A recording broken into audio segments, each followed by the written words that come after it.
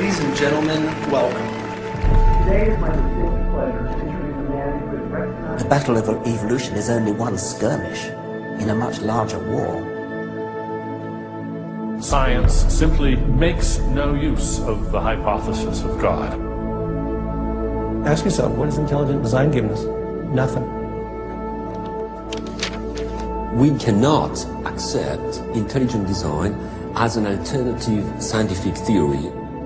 They will never accept that we have a better argument. They just pester us and they waste our time.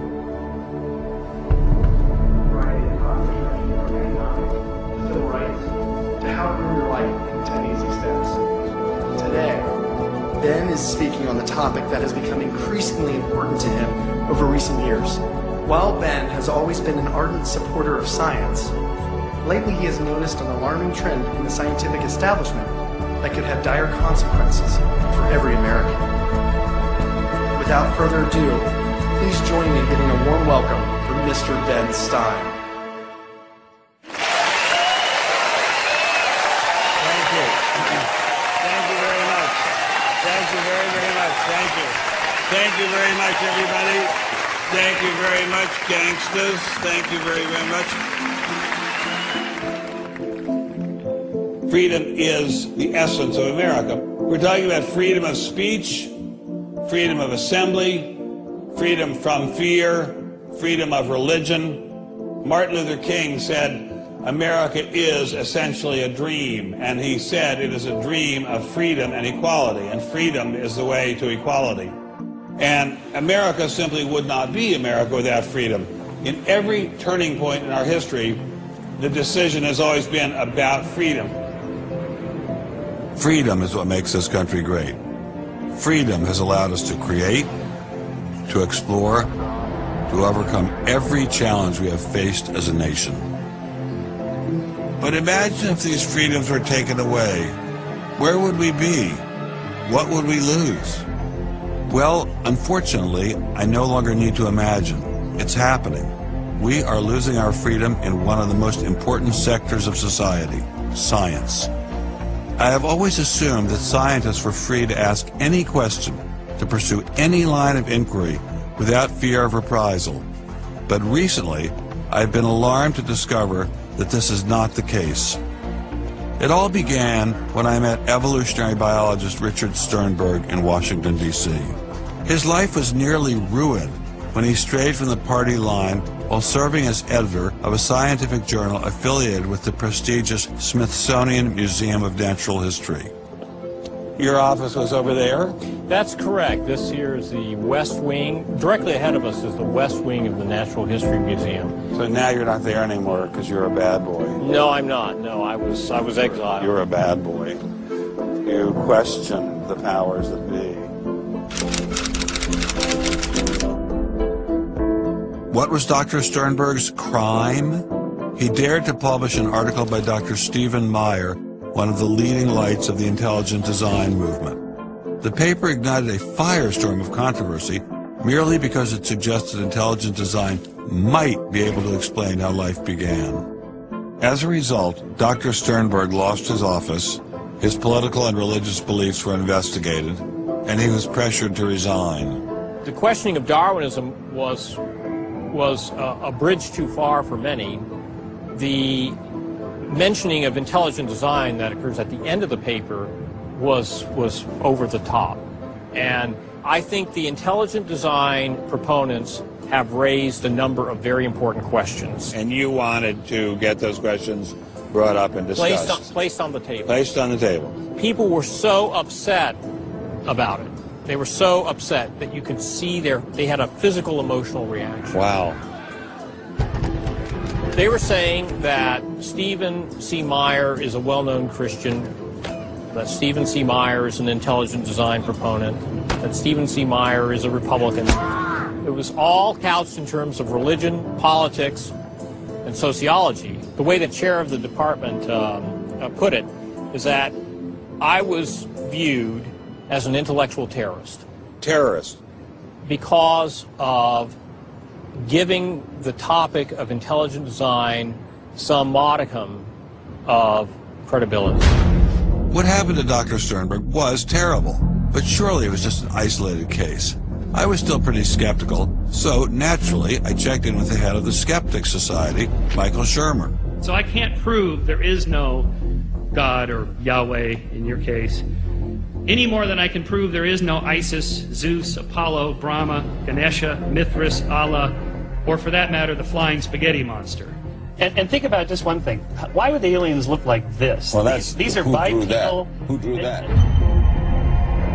Skepticism, it's not a position you take. It's just an approach to claims. This one is called the borderlands of science, where sense meets nonsense.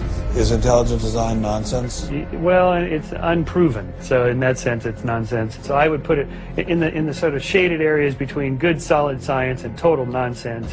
You know, it's sort of 3/4 of the way toward the nonsense side. But you think, nevertheless, people should be allowed to speak about it and publish papers about it? They are free to write and publish and be heard in public forums and go to conferences just like everybody else does. Well, what if a person published something, say at the Smithsonian, in favor of intelligent design and then lost his job over it? And it had been peer-reviewed, and published, and then he lost his job over it anyway. What would happen? What do you think about that situation? I think that particular situation, there was something else going on. What was going on? I don't know. I mean, I don't know, because I don't know. But I think there had to be something. People don't get fired over something like that. You roll up your sleeves, you get to work, you do the research, you get your grants, you get your data, you publish, and you work your butt off, and that's how you get your theories taught. Well, but wait a minute. What if you try and roll up your sleeves and go to work and work your butt off, and they say, well, we're going to fire you if you even mention the word intelligent design? I don't think that's happening. Where is that happening? George Mason University. Throughout its 50-year history, our mission has remained clear: to prepare a diverse population of students to think and to grow in a climate of unbridled academic freedom. After Dr. Caroline Crocker simply mentioned intelligent design in her cell biology class at George Mason University, her promising academic career came to an abrupt end. My supervisor invited me into his office. He said, "I'm going to have to discipline you for teaching creationism." And I said, I mentioned intelligent design on a couple of slides, but I did not teach creationism. He said, "Nonetheless, you have to be disciplined." At the end of the semester, I lost my job. Not only did this well-loved professor lose her job at George Mason, she suddenly found herself blacklisted, unable to find a job anywhere. So whenever I interviewed for a job, I would be offered it, usually on the spot. Since this has happened, and since people can Google my name, I'm finding that when I send my credentials, I do get interviews, I get many interviews, but I never get offered a job. I don't tell them about my science sin. I was only trying to teach what the university stands for, which is academic freedom. There's nothing to be learned in neurosurgery by assuming an accidental origin for the parts of the brain that we work on. It wasn't just biologists who were feeling the Darwinist wrath.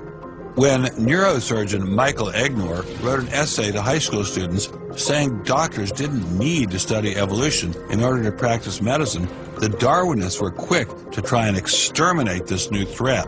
A lot of people on a lot of blogs called me unprintable names that were printed. There are a lot of very, very nasty comments. Other people suggested that people call the university I work at and suggested perhaps it's time for me to retire. I realized when I kind of went public with my doubts about the adequacy of Darwin's theory that I would encounter criticism. What has amazed me is the viciousness and the sort of baseness of it. I'm an old guy, I have tenure, I'm academically safe, but the young people and what is happening to them in America right now because of this scientism gulag is really terrible. Apparently, Professor March was not as safe as he thought. A few months after this interview, Baylor University shut down his research website and forced him to return grant money once they discovered a link between his work and intelligent design. In order to attract grants, you have to market yourself. So you put up sites and call yourself labs and groups and things like that in order to get visibility. And in my entire experience in academia, I never went to any superior and asked them any permission to put up any of these labs.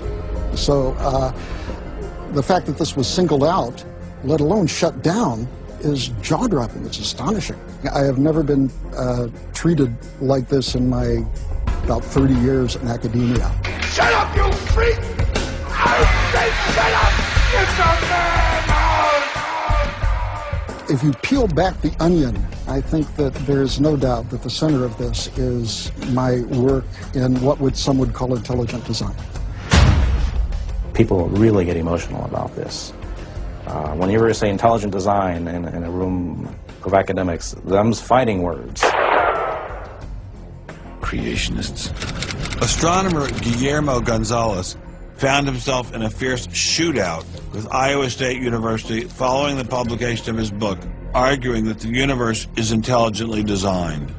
Despite a stellar research record that has led to the discovery of several planets, his application for tenure was denied, putting his career in jeopardy. I worried about my tenure a little bit in 2005 when the petition was being circulated because I viewed that as a strategy of Hector Avalos and his associates to try to poison the atmosphere on campus against me because he knew I wasn't tenured yet and I was very vulnerable.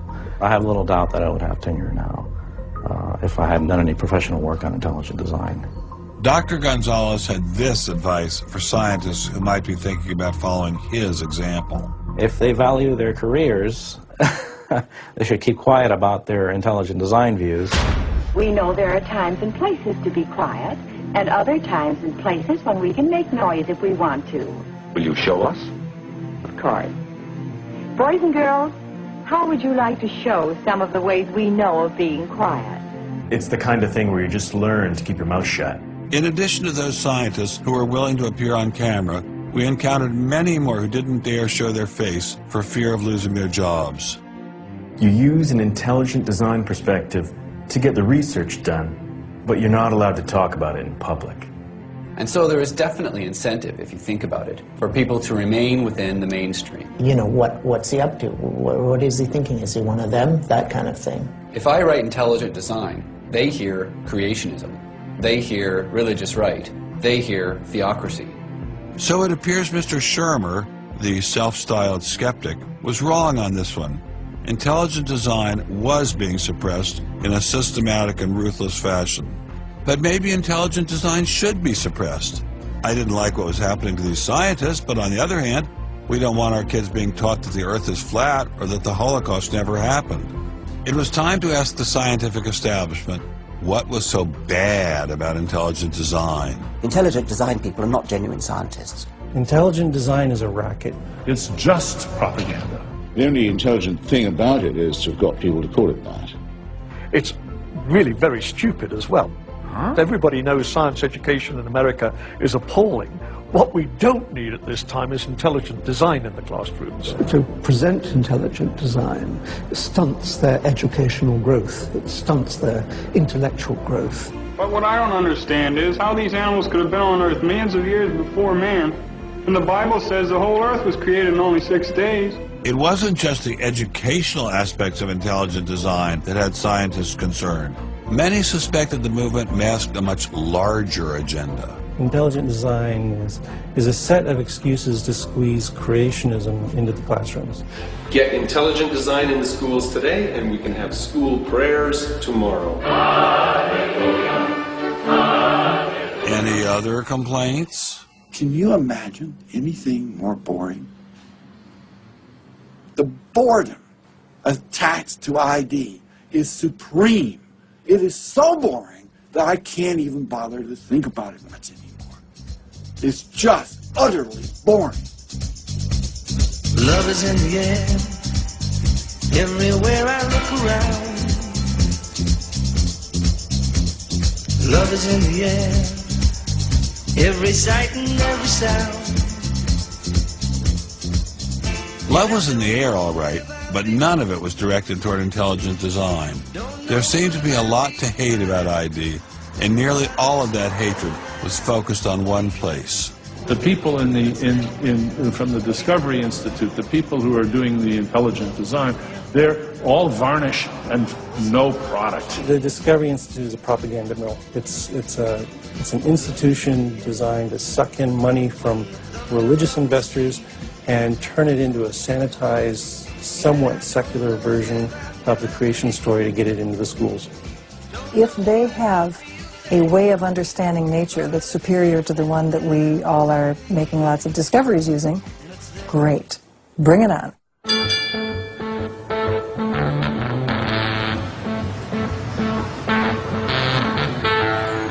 are really, really lost. I think it's on 3rd. I think it's on 3rd. I think it's down there. I have no idea where this place is.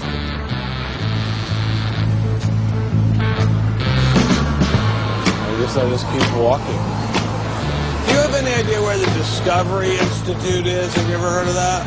Never heard of it. Okay, thank you. How are you, sir?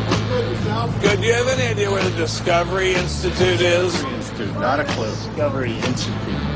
Thank you. It's very kind of you to offer. Welcome to Seattle. Thank you, sir. It's got to be this whole building. Yes, where is the Discovery Institute, please, sir? Institute on the 8th floor, suite 808. Okay, very good. Aha! Success at last.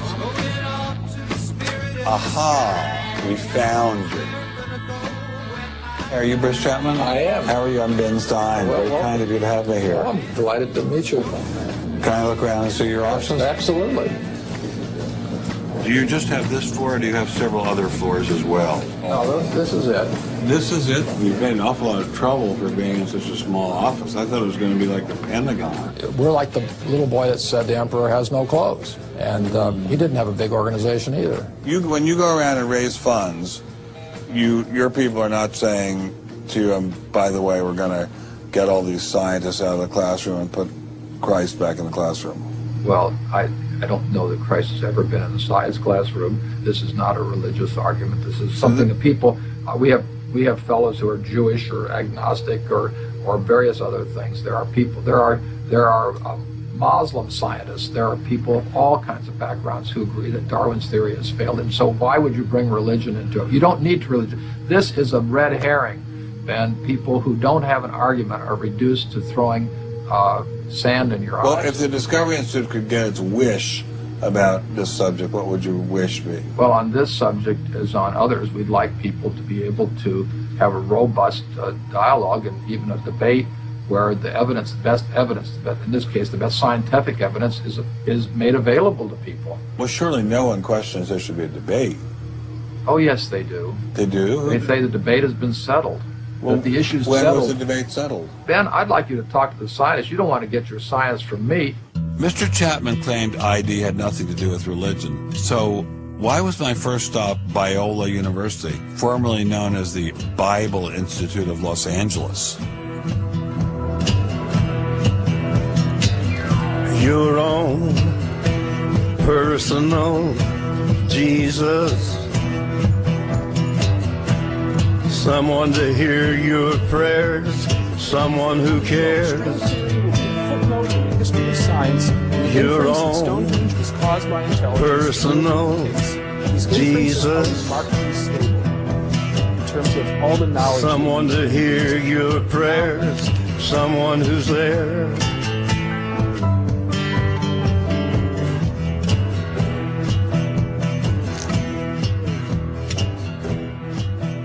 How much money have you ever gotten from Jerry Falwell?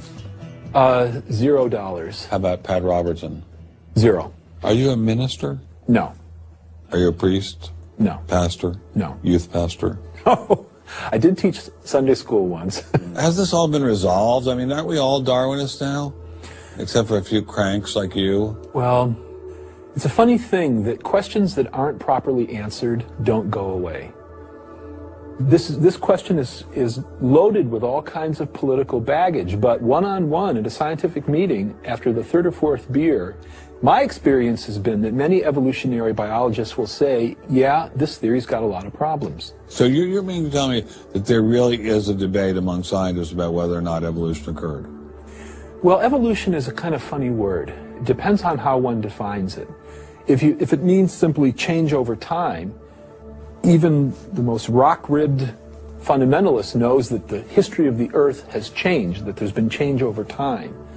If you define evolution precisely, though, to mean the common descent of all life on Earth from a single ancestor via undirected mutation and natural selection, that's textbook definition of neo-Darwinism, biologists of the first rank have real questions. But the modern theory of intelligent design is just microwaved creationism.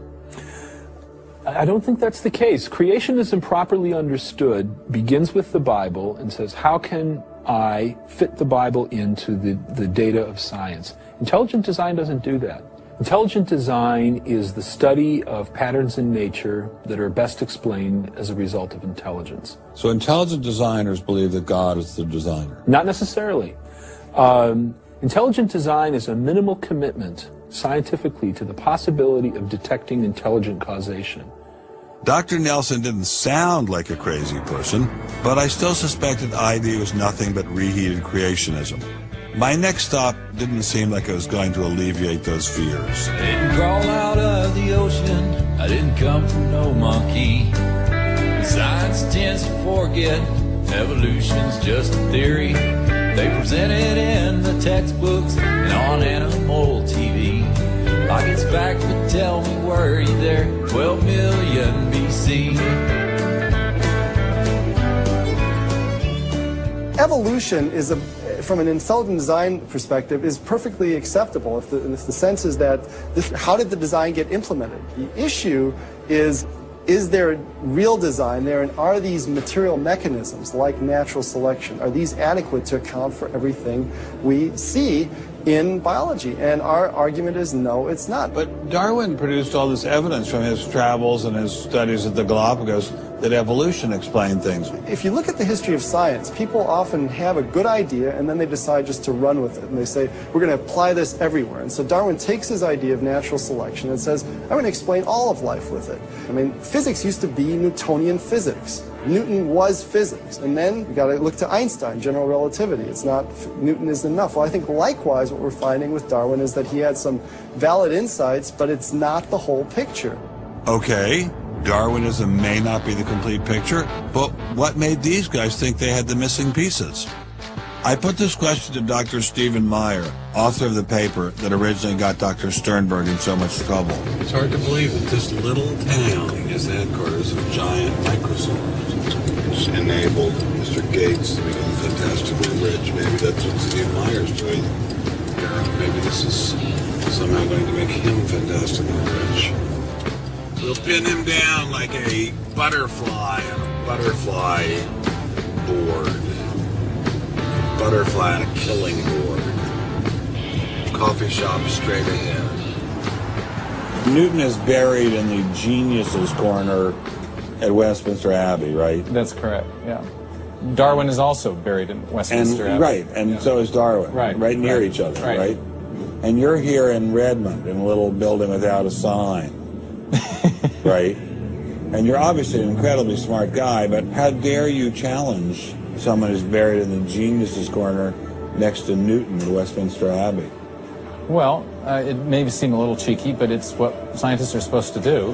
When I was in Cambridge, one of my supervisors often advised us to beware the sound of one hand clapping, which was a way of saying if there's an argument on one side, there's bound to be an argument on the other. And what I found in studying the structure of the argument in The Origin of Species is that for every evidence-based argument for one of Darwin's two key propositions, there is an evidence-based counter-argument. Well, but is it a debate? I mean, there's just you and a couple of other guys in a dinky little office downtown, say on one side, and there's the faculties of all the great universities of the world on the other side. Speaking with a great uniform and authoritative voice. Right. Yeah. Well, in any case, the debate really isn't going to be settled by numbers. It's going to be settled by the evidence and the arguments. While I was still in Bill Gates country, Dr. Meyer recommended I check in with molecular biologist Jonathan Wells. What kind of names do they call you? Creationist. What do you say back to them when they say you're a creationist? Well, I usually don't get the opportunity. What's at stake for you personally here? First of all, I love science. I think the way Darwinism corrupts the evidence, distorts the evidence, is bad for science. Well, the other scientists would tell you to just shut up if you love science, okay? Because you're sort of being a bomb thrower into science.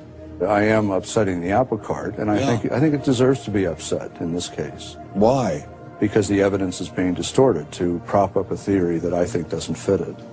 Was Darwinism really that bad? Perhaps a change of scenery would give me a fresh perspective. Quand je t'ai vu au coin de la rue, tout est vide, j'ai cru que tous les deux, sur le ciel bleu, nous serions très heureux.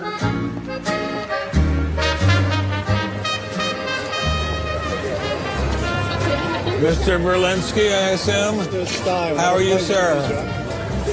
So where are you from originally?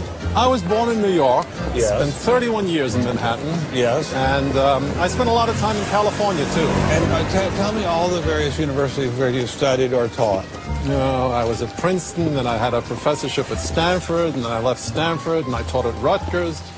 I left Rutgers, and I taught at the City College in New York. I left the City College of New York. I taught at the Baruch College. I taught at San Jose. What did you teach at Baruch College? Anything they wanted. Come on in. Thank you, monsieur. What an old building. Wow. It's the oldest in Paris. You're kidding. Merci, monsieur. Ah, je vous en prie, monsieur. Merci. Wow, this is fabulous. Let's put it this way. Before you can ask, is Darwinian theory correct or not, you have to ask the preliminary question, is it clear enough so that it could be correct? That's a very different question. One of my prevailing doctrines about Darwinian theory is, man, that thing is just a mess. It's like looking into a room full of smoke. Nothing in the theory is precisely, clearly, carefully defined or delineated. It lacks all of the rigor one expects from mathematical physics, and mathematical physics lacks all the rigor one expects from mathematics. So we're talking about a gradual descent down the level of intelligibility until we reach evolutionary biology. We don't even know what a species is, for heaven's sakes. So his theory is smoke, but elegant smoke. There's a certain elegance to it, but you know, I think Einstein had the appropriate remark. He preferred to leave elegance to his tailor. A room full of smoke? That certainly wasn't what I was hearing from prominent Darwinists like Richard Dawkins. Evolution is a fact. It's a fact which is established as securely as essentially any other fact that we have in science. Richard Dawkins is so confident that evolution is a fact, and that therefore God doesn't exist, that he has devoted his entire life to spreading the evolution gospel. I'm an atheist with respect to the Judeo-Christian God because there is not a shred of evidence in favor of the Judeo-Christian God. It is completely right to say that since the evidence for evolution is so absolutely, totally overwhelming, nobody who looks at it could possibly doubt that if they were sane and not stupid. So the only remaining possibility is that they're ignorant, and most people who don't believe in evolution are indeed ignorant. But the people I spoke with weren't ignorant. They were highly credentialed scientists. So there had to be something else going on here. So you think the whole theory of evolution is false, or just certain parts of it? Well, again, evolution is a slippery word. I would say minor changes within species happen. But Darwin didn't write a book called How Existing Species Change Over Time. He wrote a book called The Origin of Species. He purported to show how this same process leads to new species, in fact, every species. And the evidence for that grand claim is, in my opinion, almost totally lacking. How does Darwin or Darwinism say life began? Well, he didn't know, and in fact, nobody knows. So Darwinism, strictly defined, starts after the origin of life and deals only with living things.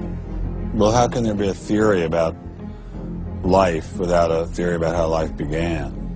Well, a grand overarching evolutionary story, of course, does include the origin of life, but Darwin's theory doesn't begin until you have the first cell. Well, does someone have a theory about how life began?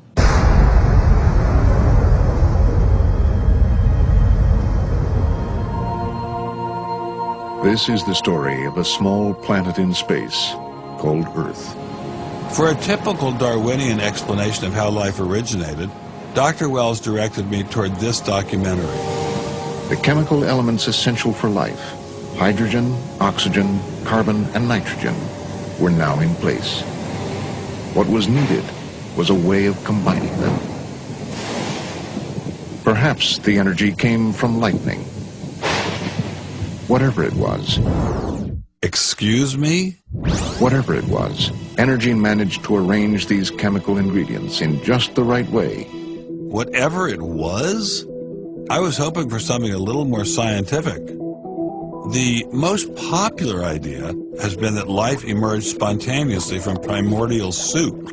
In 1953, Stanley Miller mixed water, methane, ammonia, and hydrogen to simulate the early Earth's atmosphere. Then he ran electricity through it in an attempt to jumpstart life. It didn't work. While the initial results seemed promising, 50 years later, most serious scientists have abandoned this approach in favor of alternate theories. Prominent Darwinist Michael Roos attempted to explain one of them to me. He wasn't kidding.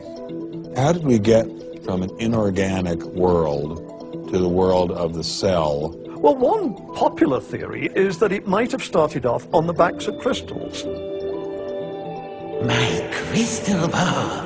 Molecules piggybacked on the back of crystals forming, and that this led to more and more complex. But of course, the nice thing about crystals is every now and then you get mistakes, mutations, and that this opens the way for natural selection. But at one point there was not a living thing, yeah, and then there was a living thing. How did that happen? Well, that's just I've just told you. And I don't see any reason why you shouldn't go from very simple to more and more complex to more and more complex.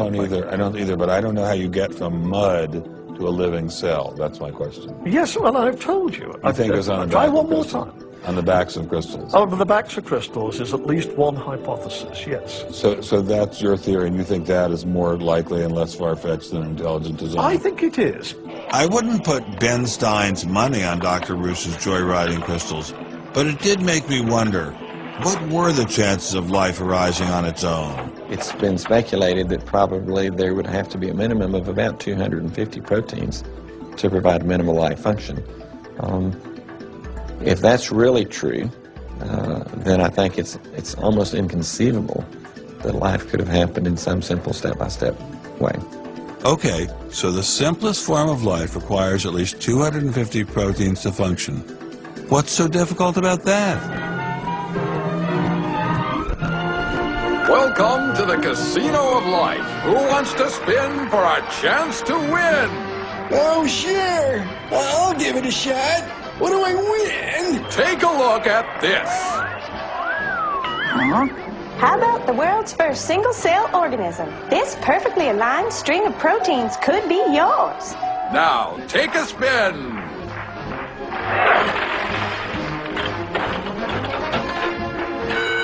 I won! Cheetah, tell him how many times he needs to do that to win the prize. 250. That's right, folks, and all in the correct order. But that's impossible.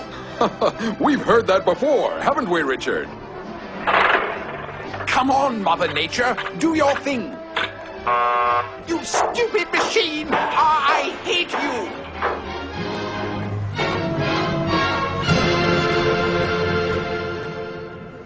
We're talking about something that's staggeringly improbable, roughly 1 in a trillion, trillion, trillion, trillion, trillion, trillion.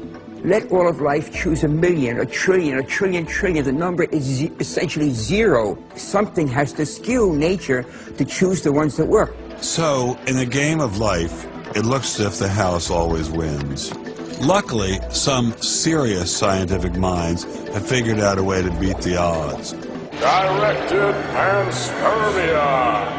When Faced with the overwhelming problem of the origin of life, Nobel Prize winner Francis Crick proposed this theory, that life was seeded on Earth, which basically means aliens did it. Crystals? Aliens? I thought we were talking about science, not science fiction. We don't know what caused life to arise. Did it arise by a purely undirected process? Or did it arise by some kind of intelligent guidance or design? And the rules of science are being applied to actually foreclose one of the two possible answers to that very fundamental and basic and important question. So the rules of science say we will consider any possibility except one that is guided. Exactly. No matter how life began, on the backs of crystals or in the test tube of some intelligent designer, everyone agrees it started with a single cell. But what is a cell? Let me ask you a question. Yeah. Darwin wrote The Origin of Species in 1859, published it in 1859.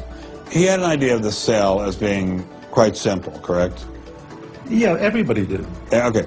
If he thought of the cell as being a Buick, what is the cell now in terms of its complexity by comparison? A galaxy. If Darwin thought a cell was, say, a mud hut, what do we now know that a cell is?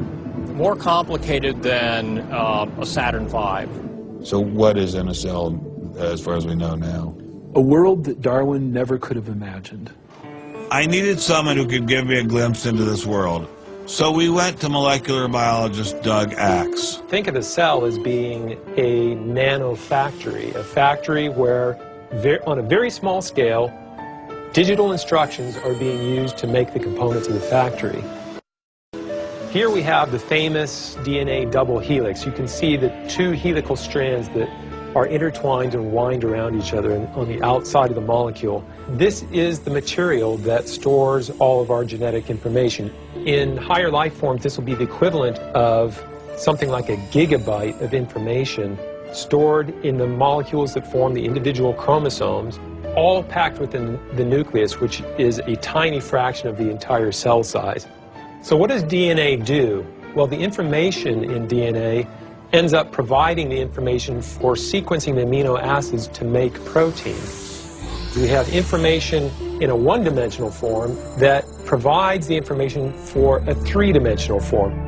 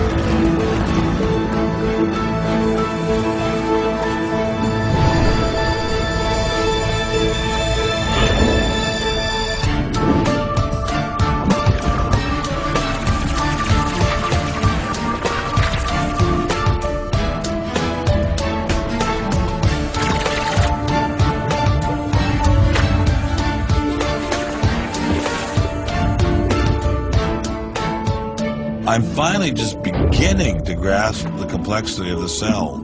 Are there systems within the cell that go well beyond Darwinian evolution? Some type of cellular technology that drives adaptation, replication, quality control, and repair? What if these new mechanisms have massive design implications? Well, I say, so be it. The cell really is like nothing we've ever seen in the physical world.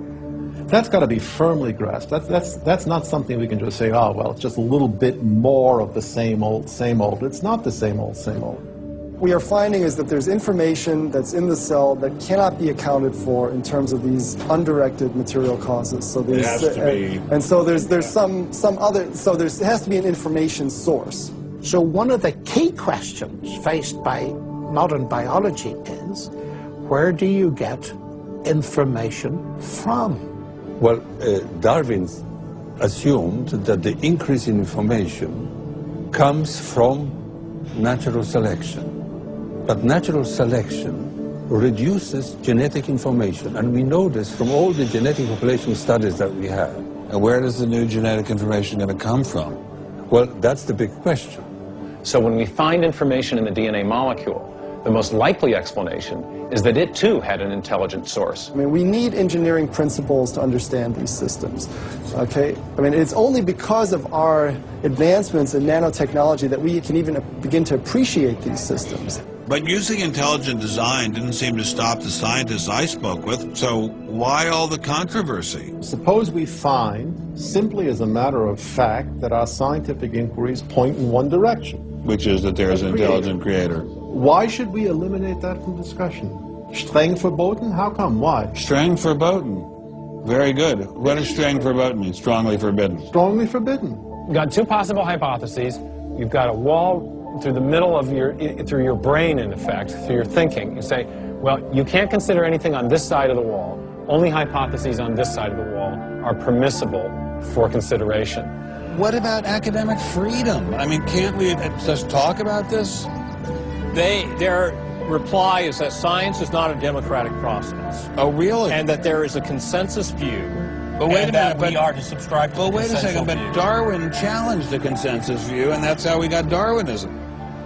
If Darwin wanted to challenge the consensus today, how would he do it? Science isn't a hobby for rich aristocrats anymore. It's a multi-billion-dollar industry. And if you want a piece of the pie, you've got to be a good comrade. Scientific ideas. How we get them to you, the people. Every idea must be inspected to ensure that it is safe. All theories must pass through a series of checkpoints. First, the Academy. Getting a controversial theory through the Academy can be dangerous. Few people know this better than Congressman Mark Souder.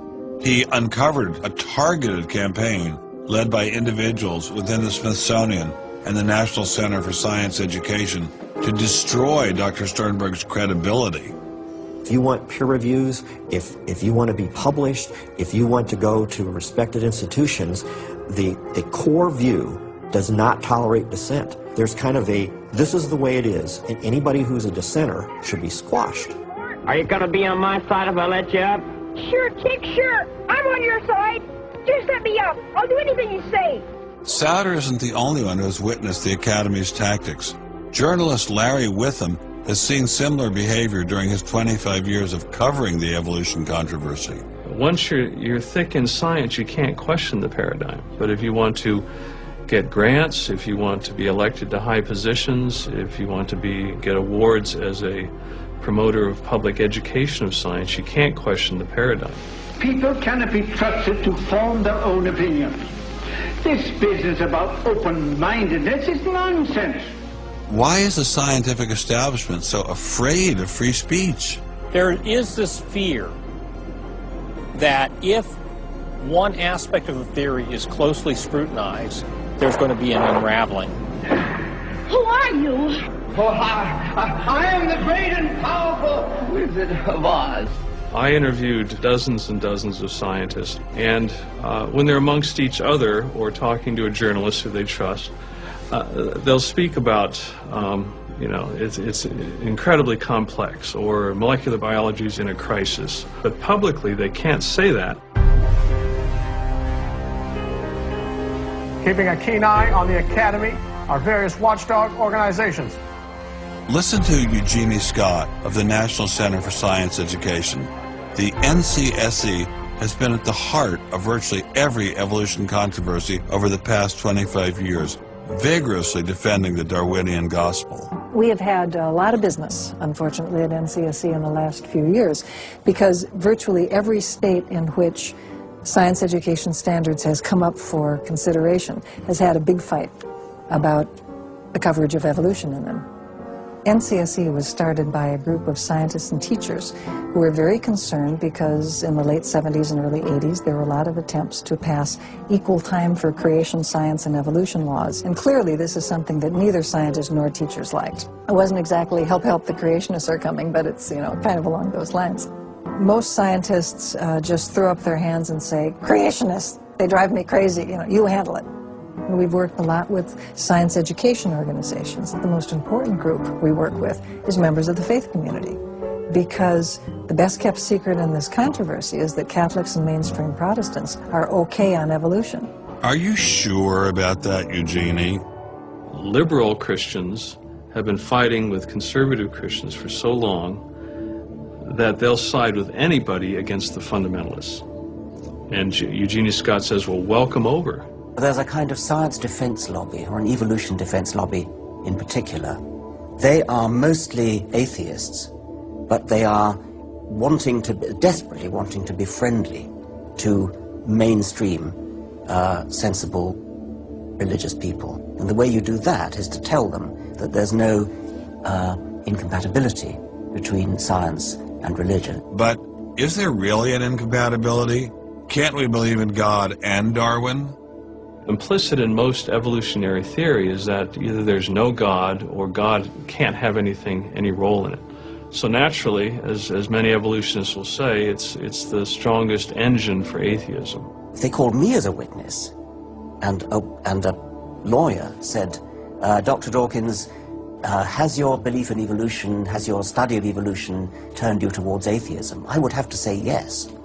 And that's the worst possible thing I could say for winning that court case. So people like me are bad news for the science lobby, the evolution lobby. By the way, I'm being a hell of a lot more frank and honest in this interview than many people in this field would be.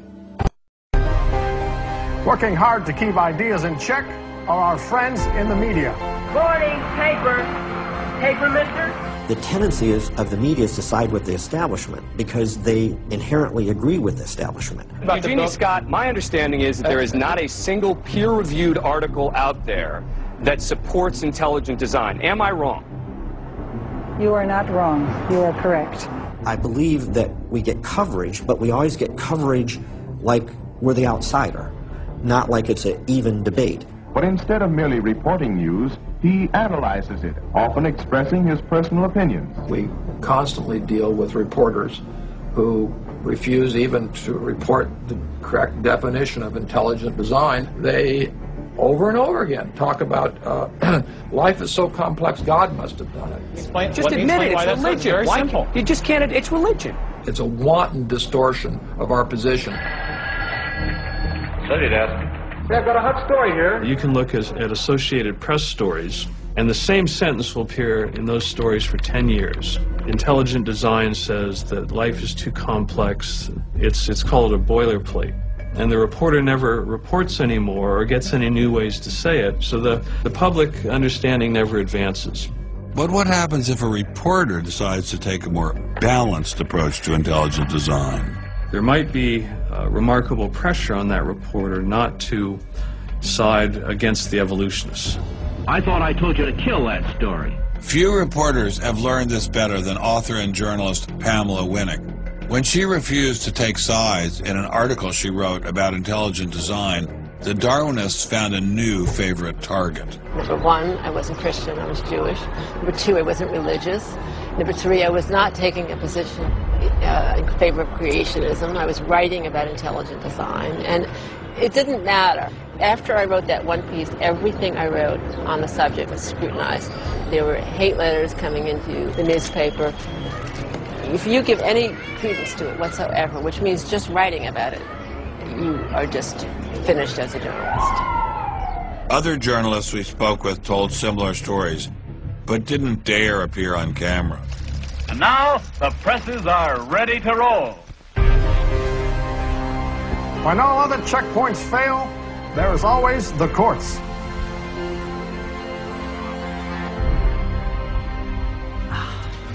We have spent an enormous amount of time trying to prove to the court what everybody already knows, that intelligent design is a particular religious belief.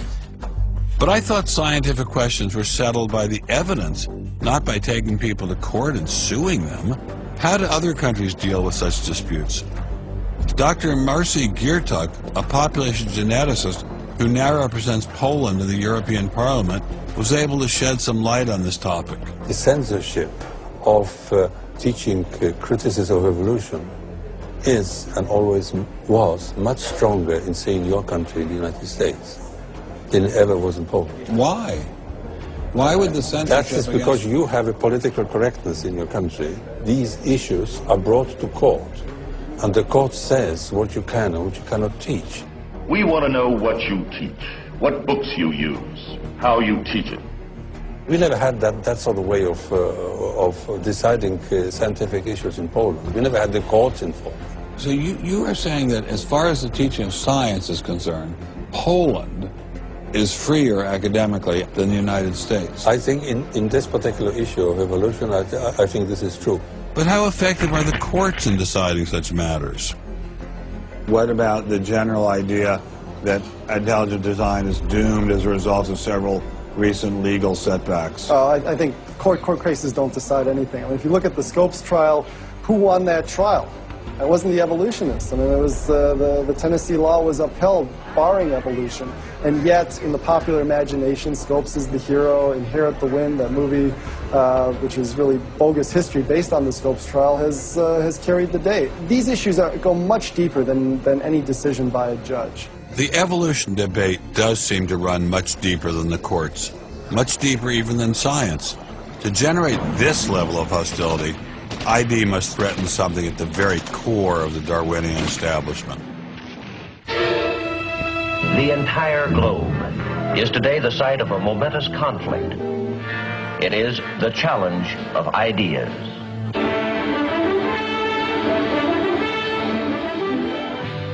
I am Edward R. Murrow. For a little while, I would like to review with you the great conflict of our times, one which demands and must get the attention and the involvement of each one of us. This conflict over the principles of evolution has become a religious war. It really is no longer about scientific investigation. It is total competition with an antagonist who is putting into it everything within his capability.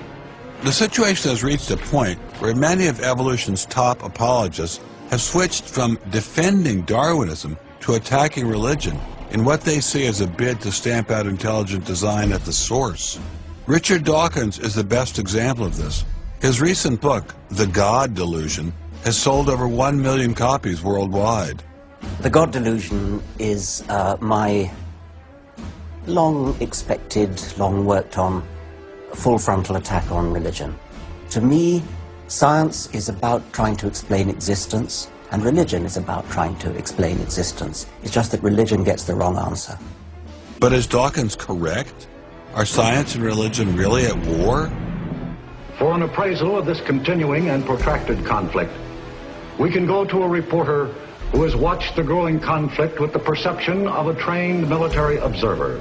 Oxford professor Alistair McGrath, author of The Dawkins Delusion, seemed like the ideal person to answer my question. Richard Dawkins has a charming and very, I think, interesting view of the relationship between science and religion. They're at war with each other, and in the end, one's got to win, and it's going to be science. It's a very naive view. It's based on a complete historical misrepresentation of the way science and religion have interacted. Dawkins seems to think that a scientific description is an anti-religious argument. Describing how something happens scientifically somehow explains it away. It doesn't. But the questions of purpose, intentionality, the question why, still remain there on the table. And I think it was just a catastrophic mistake to have someone like Dawkins address himself to profound issues of theology, the existence of God, the nature of life. He hasn't committed himself to disciplined study in any relevant area of inquiry. He's a crummy philosopher. He doesn't have the rudimentary skills to meticulously assess his own arguments. Genius guy, though. Very smart guy. A little bit of a reptile, but very smart guy. The opposing point of view in this conflict rests on a fundamentally different vision of man. If you have two distinguished scientists, and in fact you can range many more on each side, as you know, saying exactly opposite things, that's telling me that the conflict is not between science and belief in God. Otherwise, you'd expect all scientists to be atheists. But it's a worldview conflict. It's between scientists who have different worldviews. You've got two competing explanations of the evidence. One says design, one says undirected processes. Both of them have larger philosophical or religious or anti-religious implications. So you can't say that one of those two theories is scientific and the other is unscientific simply because they have implications. Both have implications. People who tell you, for example, that science tells you all you need to know about the world, or that science tells you that religion is all wrong, or science tells you there is no God, those people aren't telling you scientific things. They are saying metaphysical things, and they have to defend their positions for metaphysical reasons. What is being presented to the public is, first comes the science, and then comes the worldview. I would want to argue that that may not be the case, that it may actually be the other way around, that the worldview comes first and is influencing the interpretation of science. My deep regret is some people are so deeply entrenched in their own worldviews that they will simply not countenance alternatives. I'm actually a person of the left. And not even a particularly religious person. I think of myself as kind of humanist. And I think it's sending a very bad message to religious people who are interested in science, that in some sense, in order to do science credibly, they have to leave their religious beliefs at the door. The founders of early modern science, Sir Isaac Newton, Robert Boyle, Johannes Kepler, Galileo, most of these early scientists all not only believed in God, but they thought their belief in God actually made it easier to do science. You can be religiously motivated and you can do good science. And they have more often gone together than not gone together. Admitting our biases is the best way towards rational discussion, which I would welcome. Rational debate is a nice thought, but it's nearly impossible in the current climate. I'd seen the chilling effect that this unquestioning devotion to Darwinism has had on science, but were there other consequences? No gods, no life after death, no ultimate foundation for ethics, no ultimate meaning in life, and no human free will are all deeply connected to an evolutionary perspective. You're here today and you're gone tomorrow, and that's all there is to it. Dr. Will Provine, professor of the history of biology at Cornell University, gave us another disturbing glimpse into where Darwinism can lead. Oh, I was a Christian, but I never heard anything about evolution because it was illegal to teach it in Tennessee. Dr. Provine's first biology professor changed all that. He started talking about evolution as if it had no design in it whatsoever. And I came up to him and I said, "You left out the most important part." And he said, "If you feel the same way at the end of one quarter, I want you to stand up in front of the students in this class and tell them this deep lack in evolution." And I read that book so carefully, I could find no sign of there being any design whatsoever in evolution. And I immediately began to doubt the existence of a deity. But it starts by giving up enacted deity, then it gives up the hope that there's any life after death. When you give those two up, the rest of it follows fairly easily. You give up the hope that there's an imminent morality. And finally, there's no human free will. If you believe in evolution, you can't hope for there being any free will. There's no hope whatsoever of there being any deep meaning in human life. We live, we die, and we're gone. We're absolutely gone when we die. Dr. Provine is no stranger to the prospect of death. Nearly a decade ago, he was diagnosed with a large brain tumor. Let's suppose my tumor comes back, as it almost certainly will. Well, I'm not going to sit around like my older brother did last year, and he was dying of ALS, Lou Gehrig's disease. He wanted desperately to die, but we couldn't help him die. I don't want to die like that. I'm going to shoot myself in the head long before then. I'm going to do something different. I hope these are empty words for my friend, Dr. Provine, because shortly after this interview was recorded, he learned his brain tumor had returned. I don't feel one bit bad about holding the views that I do. There's not anything in the views I hold that makes me, oh, I wish I had free will, or, oh, I wish there were a God. I don't ever wish that. Dr. Provine's deconversion story was typical amongst the Darwinists we interviewed.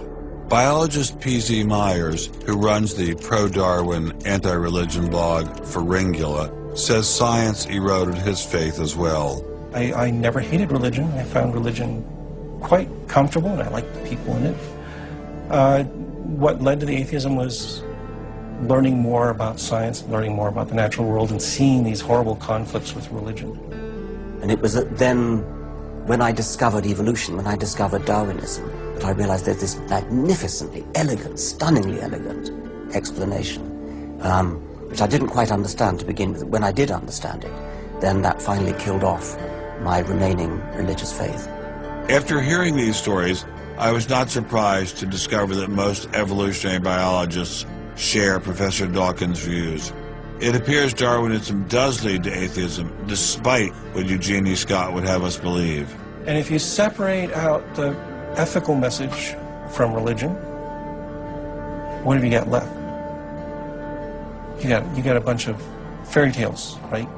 I think that God is about as unlikely as fairies, angels, hobgoblins, etc. Religion, I mean, it's just fantasy, basically. It's completely empty of any explanatory content. And it's evil as well. Half the people in this country think that drugs is what you have to regulate to make us safer, and half the people think guns, that's what you got to regulate to make us safer. But I always think if you're going to regulate one thing that has the most potential to cause death and destruction, religion. You got to start with religion, and religion is an idea that gives some people comfort, and we don't want to take it away from them. It's like knitting. People like to knit. You know, we're not going to take their knitting needles away. We're not going to take away their churches. But what we have to do is get it to a place where religion is treated at the level it should be treated. That is, something fun that people get together and do on the weekend and really doesn't affect their life as much as it has been so far. So, what would the world look like if Dr. Myers got his wish? Greater science literacy, which is going to lead to the erosion of religion. And then we'll get this nice positive feedback mechanism going, where as religion slowly fades away, we get more and more science to replace it. And that will displace more and more religion, which will allow more and more science in. And we'll eventually get to that point where religion has taken that appropriate place as a side dish rather than the main course. But will eradicating religion really lead to a modern utopia? Let me try to imagine that, and let's let history be our guide.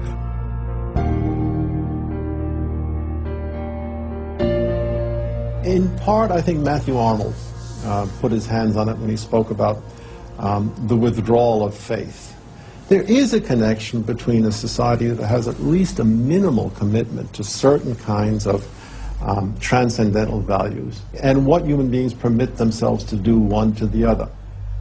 That got me thinking, what other societies have used Darwinism to trump all other authorities, including religion? As a Jew, my mind leapt to one regime in particular. The connection between Hitler and Darwin is, of course, historically a difficult connection because they were separated by a good many years. One was English, one was German. Nonetheless, if you open Mein Kampf and read it, especially if you can read it in German, the correspondence between Darwinian ideas and Nazi ideas just leaps from the page. Of course, you have to add every historical caution. Not everyone who read Darwin became a Nazi. Obviously not. No one is making that case. Darwinism is not a sufficient condition for a phenomenon like Nazism, but I think it's certainly a necessary one. This was a connection I had to explore personally.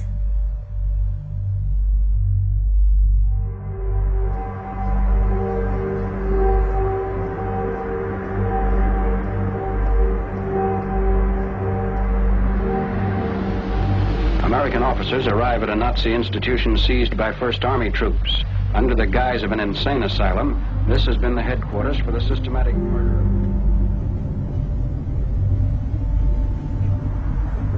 So what is this place?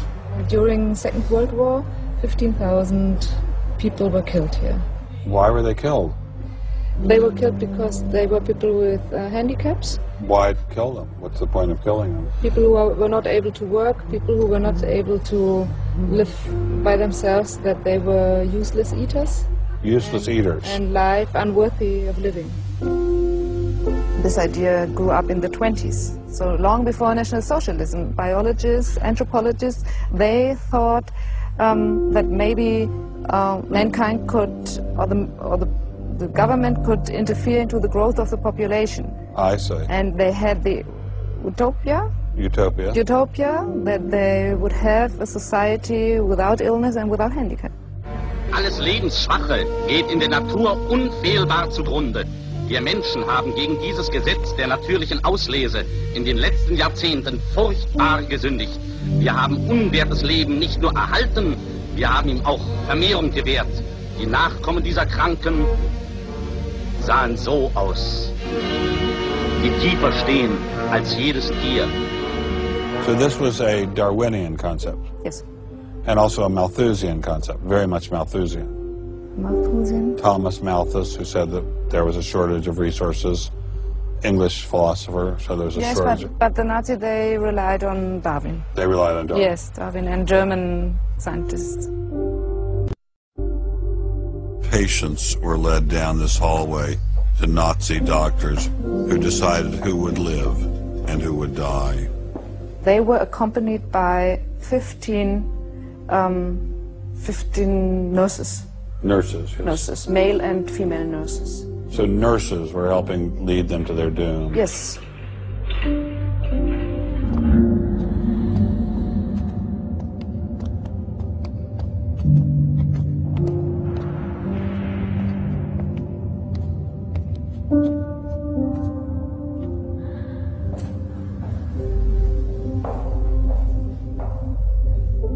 So were the prisoners told they were taking a shower? Yes, they were taking a shower, and here was 1 or 2 showers. So how many people were brought into this room? 60 to 70.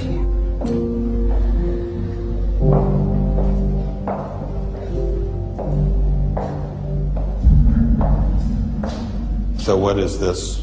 This is the dissection table. Do you ever think to yourself, the sane ones were the ones lying here having their brains removed? The insane one was Dr. Gorgas and all the other people did? No, I don't think that, because I think those people who killed here, they were very sane, because they had their purposes. They had purposes? Yes. I don't think they were insane.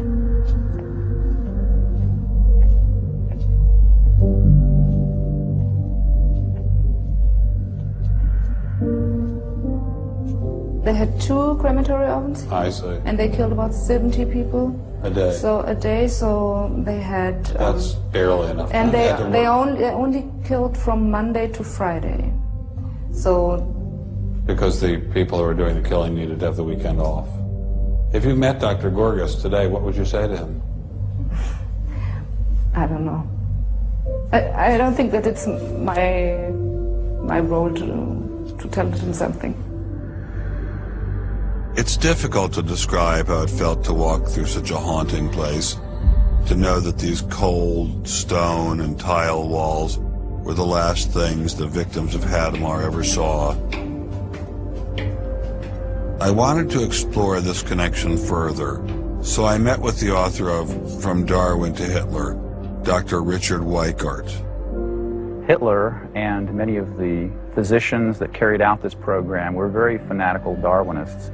And particularly they wanted to apply Darwinism to society. Was wir uns unter der deutschen Jugend der Zukunft wünschen, ist etwas anderes, als was die Vergangenheit sich gewünscht hat. Wir müssen einen neuen Menschen haben. Ob das unser Volk nicht an den typischen Degenerationserscheinungen dieser neuen Zeit zugrunde geht. Many of these people in the 19-teens, 1920s, who were putting forward some of these ideas about racism were considered the leading scientists. These were Darwinists who were taken seriously by fellow academics. It's not to say that all academics believed it. These leading academics, were there any of them who were Americans? There were plenty of Americans who were saying similar kinds of things.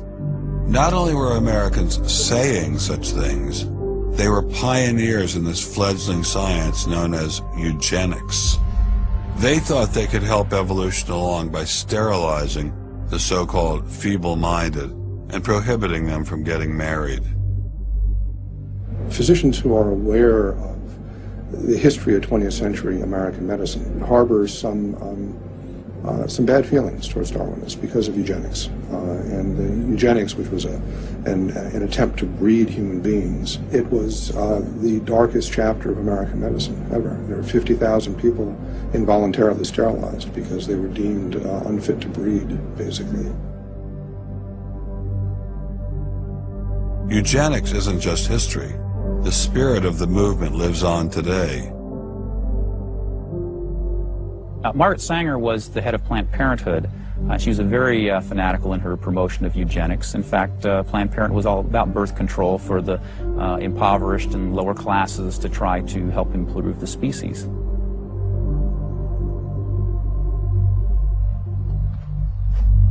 From Hadamar, I traveled with Dr. Weikart to Dachau, where the Nazis applied the ideas of eugenics on a massive mechanistic scale.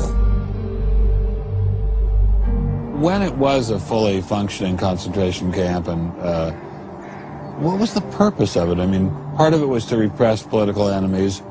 What was the rest of the purpose? Well, beyond the repression of the political enemies, which was its purpose at the very beginning, then later on it transformed into repressing racial enemies. And sometimes those categories overlapped because sometimes they thought that these people were political enemies because they were inferior biologically. The war itself was part of the Darwinian struggle for existence for Hitler. And he saw the extermination of the Jews as one of those fronts to this warfare going on as this Darwinian struggle for existence. Would you say that Hitler was insane? No, I wouldn't say he was insane. I think he had imbibed some very, very wrong ideas. And in fact, I think he took the logic of them in certain ways that brought him to take very radical solutions for them. Would you say he was evil? Oh, I'd definitely say he was evil. Is there such a thing as evil? Oh, I think there is. And is there such a thing as good? Oh, definitely. And evil can sometimes be rationalized as science. Oh, sure. And evil can sometimes be rational. When it's rationalized as science, and I think when it's rationalized in this particular way in particular, I think Hitler thought he was doing good. He thought he was doing good? Oh, I think so. He thought he was benefiting. He thought he was benefiting humanity by driving evolution forward and creating a better humanity.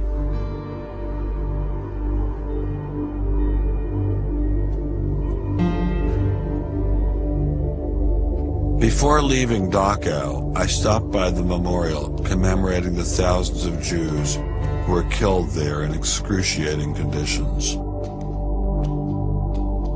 I know that Darwinism does not automatically equate to Nazism. But if Darwinism inspired and justified such horrific events in the past, could it be used to rationalize similar initiatives today? There's a good German expression, so fängt es immer ein. I mean, it always begins in the same way. Something to remember in the context of United States discussions of euthanasia and abortion. It always begins in the same way. There seems to be an excellent argument for getting rid of useless people by killing them. Or at least it seems excellent to the people advancing the argument. It's a love affair with death, and the euthanasia and this movement going on, which I find appalling. And the idea is that immediately rid our society of anybody who might be a drain, and think of people in economic terms. And I think that's where some of the Darwin fits in. Actually, it's just a devaluing of human life. First of all, if you take seriously that evolution has to do with the transition of life forms, and that life and death are just natural processes, then one gets to be liberal about abortion and euthanasia. All of those kinds of ideas seem to me follow very naturally from a Darwinian perspective, a deprivileging of human beings, basically.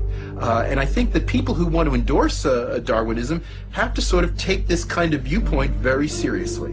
And when we see an elite, and it is an elite that controls essentially all the research money in science, saying there is no such thing as moral truth. Science will not be related to religion. I mean, it's essentially official policy of the National Academy of Science that religion and science will not be related. I mean, hey, you know, that cuts off a lot of debate, doesn't it? What's going to happen if this doesn't change? Well, I think we're watching it happen, aren't we? I needed time to think, so I traveled to the birthplace of this idea.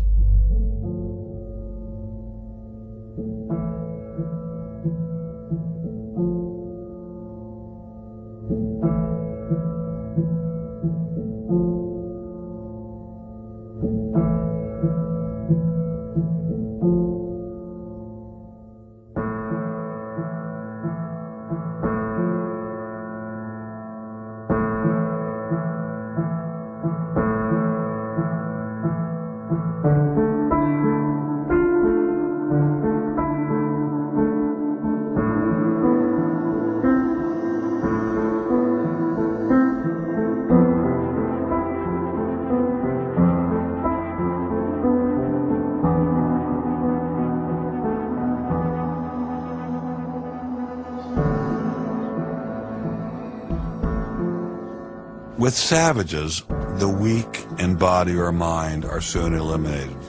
We, civilized men, on the other hand, do our utmost to check the process of elimination. We build asylums for the imbecile, the maimed, and the sick. Thus, the weak members of civilized societies propagate their kind. No one who has attended to the breeding of domestic animals will doubt that this must be highly injurious to the race of man. Hardly anyone is so ignorant as to allow his worst animals to breed. Charles Darwin, The Descent of Man, 1871.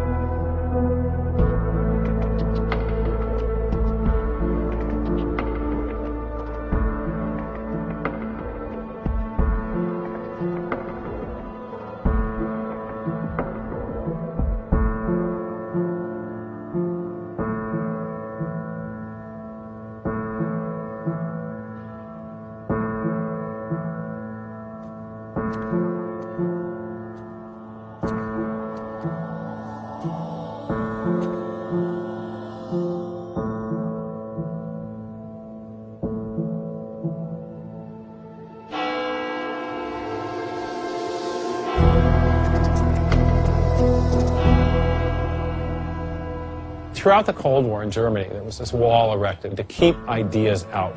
It was erected by people who held an ideology that were afraid of a competition from other ideas that would come into their society. And what we're seeing happening in science today is very much like that. But I think that's just a strategy for protecting a failing ideology from competition. America didn't become the great nation that it is by suppressing ideas. It progressed by allowing freedom of speech and freedom of inquiry. Thomas Jefferson got it right when he wrote, "We hold these truths to be self-evident, that all men are created equal, that they are endowed by their Creator with certain unalienable rights, that among these are life, liberty, and the pursuit of happiness." Hundreds of thousands of Americans have given their lives to protect these values, but now they're under threat once again. It wasn't just scientists who were being expelled. It was freedom itself, the very foundation of the American dream, the very foundation of America. If we allowed freedom to be expelled in science, where would it end? The Darwinian establishment is so massive and so entrenched It appears impenetrable. I couldn't bring it down myself, but I could at least confront those who had expelled the scientists I'd met. What would you say if you had Eugenie Scott sitting next to you? What would you say to her? I would ask her, by what authority does she and those like her presume to declare what is and is not science? You know, he's sort of made himself martyr of the day. They've gotten a lot of mileage out of, you know, poor Rick Sternberg. And we got lip service from the leadership of the Smithsonian, but I didn't feel they ever followed through. We went into the Smithsonian looking for answers, but we ran into the same stone wall as Congressman Souter. We're not authorized to do this, it's a stop.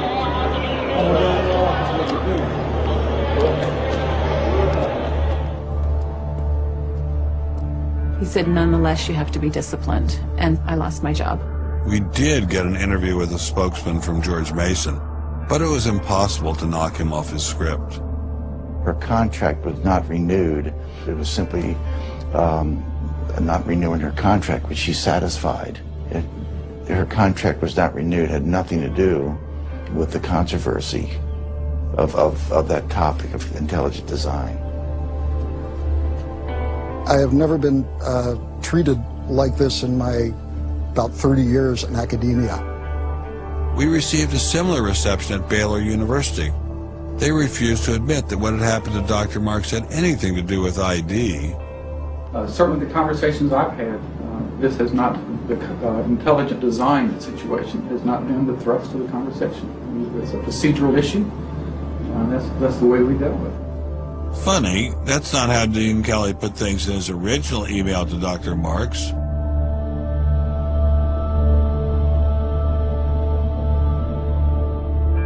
I'm not mixing my religion with my science. The questions that I ask in my intelligent design research are perfectly legitimate scientific questions. At least the top guns at Iowa State were willing to own up to their actions. What we wanted to stop is the use of the name of ISU to validate intelligent design elsewhere. And we did succeed. I really think a lot of Guillermo. He's a great guy. So, I mean, that's why I'm kind of disappointed, all right, that he should have just left this alone. So, in my opinion, should have just left it alone. Dr. Hauptmann elaborated further on his great regard for Gonzalez. This is quoting an email from you to Mr. Avalos. You say, sometimes it is just best to ignore idiots, in reference to Guillermo. And then the religious nutcases should be challenged at every opportunity. Yeah, because, for example, you... in that case, I'm thinking more of, say, the creationist crowd who claims that God put all the animals on an ark and that's it. All right? That's where all of our animals came from today. That's crazy. Okay? You shouldn't be insulting even children with that kind of thing. So these are the idiots, all right? They've always been around. They've always been around. Going after the perpetrators in each of these cases wasn't getting me anywhere. So I reconnected with Dr. Berlinski and Dr. Schroeder to see if they had any advice.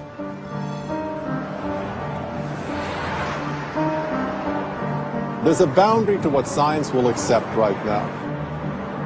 I think the parallel is exactly this wall coming down. Ask any Berliner on from the east side what it meant to have the wall come down. If it is possible to make a break in the wall that will allow academia to ask these fundamental questions that exist and allow them in the science classrooms as well. It'd be nice to see the scientific establishment lose some of its prestige and power. It'd be nice to see other questions being opened up. Above all, it'd be nice to have a real spirit of self-criticism penetrating the sciences. What can I do to bring down the wall? Is there anything I can do? Make it apparent to the world that a wall exists. There are vast numbers of persons who talk about academic freedom. And there is academic freedom as long as you're on the correct side of the wall. But if you're on the wrong side of the wall, as you mentioned a few moments ago, you lose tenure, and that's a given. I took Dr. Schroeder's words to heart. Obviously, I couldn't take down the wall myself, but I could confront one of its modern architects.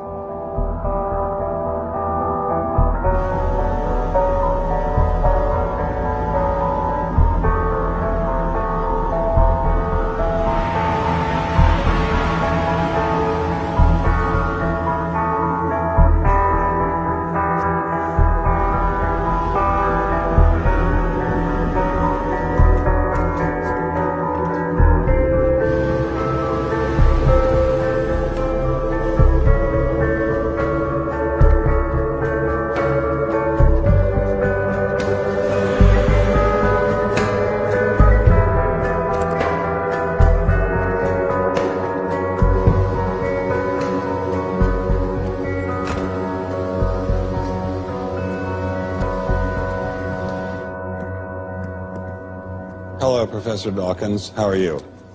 I'm Ben Stein. I'm so sorry to keep you waiting. How are you? Fine, thank you. You have written that God is a psychotic delinquent invented by mad, deluded people. No, I didn't say quite that. I said something rather better than that. Oh, well, please tell us what you said. Please tell us what you said. Well, I would have to read it from the book. No, please. The God of the Old Testament is arguably the most unpleasant character in all fiction. Jealous and proud of it, a petty, unjust, unforgiving control freak, a vindictive, bloodthirsty ethnic cleanser, a misogynistic, homophobic, racist, infanticidal, genocidal, filicidal, pestilential, megalomaniacal, sadomasochistic, capriciously malevolent bully. So that's what you think of God? Yeah. How about if people believed in a God of infinite lovingness and kindness and forgiveness and generosity, sort of like the modern day God? Why spoil it for them? Why not just let them have their fun and enjoy it? I mean, I don't want to spoil anything for anybody. I write a book, people can read it if they want to. I believe that it is a liberating thing to free yourself from primitive superstition. So religion is a primitive superstition? Oh, I think it is, yes. So you believe it's liberating to tell people that there is no God? I think a lot of people, when they give up God, feel a great sense of release and freedom. Why do you think that? I mean, what's your dad? What's your scientist? What's your data? I think, well, I've had a lot of letters saying that, and I've... There are 8 billion people in the world, Dr. Dawkins. How many letters have you had? No, I haven't done that. That's quite true. Professor Dawkins seemed so convinced that God doesn't exist that I wondered if he would be willing to put a number on it. Well, it's hard to put a figure on it, but I mean, I'd put it as something like, 99% against or something. Well, how do you know it's 99%? I don't. Say it's not 97%. No, I did. You asked me to put a figure on it, and I'm not comfortable putting a figure on it. I think I just think it's very unlikely. What? But you couldn't put a number on it? No, of course not. So it could be 49%. Well, it would be. I mean, I think it's unlikely, but it's quite far from 50%. How do you know? I don't know. I mean, I put an argument in the book. Well, then who did create the heavens and the earth? Why do you use the word who? You see, you immediately beg the question by using the word who. Well, then how did it get created? Well, by a very slow process. Well, how did it start? Nobody knows how it started. We know the kind of event that it must have been. We know the sort of event that must have happened for the origin of life. What was that? It was the origin of the first self-replicating molecule. Right, and how did that happen? I told you we don't know. So you have no idea how it started? No, nor has anybody. Nor has anyone else. What do you think is the possibility that intelligent design might turn out to be the answer to some issues in genetics or in evolution? It could come about in the following way. It could be that at some earlier time, somewhere in the universe, a civilization evolved by probably some kind of Darwinian means to a very, very high level of technology and designed a form of life that they seeded onto perhaps this planet. Now, that is a possibility and an intriguing possibility. And I suppose it's possible that you might find evidence for that if you look at the details of biochemistry, molecular biology. You might find a signature of some sort of designer. Wait a second. Richard Dawkins thought intelligent design might be a legitimate pursuit? And that designer could well be a higher intelligence from elsewhere in the universe. Well, but that higher intelligence would itself have had to have come about by some explicable or ultimately explicable process. It couldn't have just jumped into existence spontaneously. That's the point. So Professor Dawkins was not against intelligent design, just certain types of designers, such as God. So the Hebrew God, the God of the Old Testament, he doesn't exist in your view?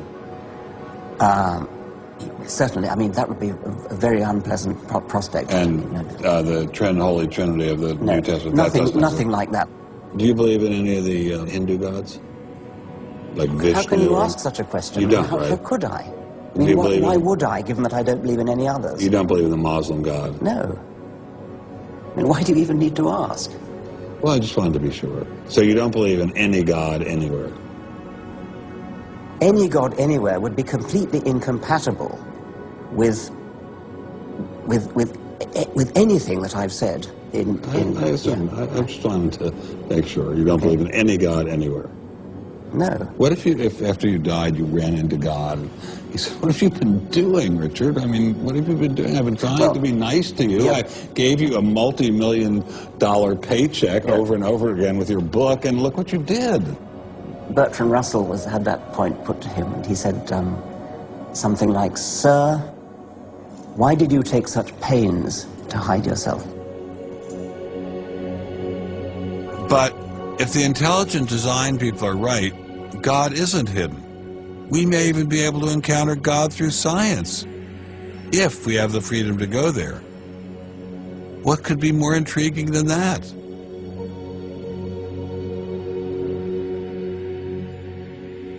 We take freedom for granted here in the United States. Freedom is what this country is all about. And a huge part of freedom is freedom of inquiry. But now, I'm sorry to say, freedom of inquiry in science is being suppressed. Behind me stands a wall that encircles the free sectors of this city, part of a vast system of barriers. There are people out there who want to keep science in a little box where it can't possibly touch a higher power, cannot possibly touch God. Those barriers cut across Germany in a gash of barbed wire, concrete, dog runs, and guard towers. If you believe in God, and you believe that there's an intrinsic order in the universe, and you believe that it's the role of science to try to pursue and understand better that order, you will be ostracized. I'm frightened by this, but I'm not going to let it stop me from investigating and from speaking. The wall cannot withstand freedom. What I'm asking for is the freedom to follow the evidence wherever it leads. My hope is that there'll be enough independent thinking scientists who don't like to be told what to think. People on both sides of the argument being prepared to talk and listen. And above all, a willingness to keep these dialogues open. It might allow a lot of very good scientists to be scientists who aren't being allowed to be scientists right now. I don't care what they end up as being. I don't care if they end up being religious, a young earth creationist. If they have thought their way through the issues and get there, I'm all for them. And why do I think we're going to win in this struggle? Because truth-crushed earth will rise again. To find out what's true has a value all of its own. If it has additional good consequences, so be it. Because no lie can live forever. And I believe that science gives us one perspective on the world, and our religious insight gives us another perspective on the world. And by putting the two together, they will see more deeply and more truly. And if we will stand up for freedom, freedom is the victor. And if we all do that, we will overcome.